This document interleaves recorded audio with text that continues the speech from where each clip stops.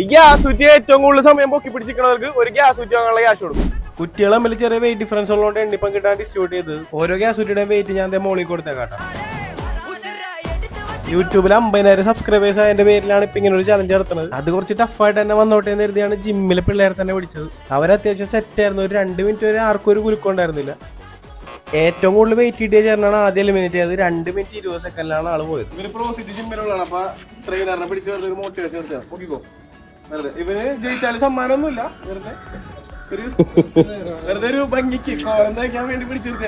ഏതാണ്ട് 3 minute 17 second ആയപ്പോ അടുത്ത ആള് എലിമിനേറ്റ് ആയി. പക്ഷെ പെട്ടെന്ന് തീർന്ന പോലെ തോന്നി. അതുകൊണ്ട് ഞാൻ ബാക്കി നിൽക്കുന്ന ചേട്ടനോട് പറഞ്ഞു ഓരോ 30 സെക്കൻഡിൽ 100 വെച്ച് കൂട്ടിത്തരാം. മാക്സിമം ഒരു 5 മിനിറ്റ് വരെയൊക്കെ പോകുള്ളതാണ് ഞാൻ വിചാരിച്ചത്. പക്ഷെ പുള്ളി ഞാൻ വിചാരിച്ച പോലെ അല്ലായിരുന്നു.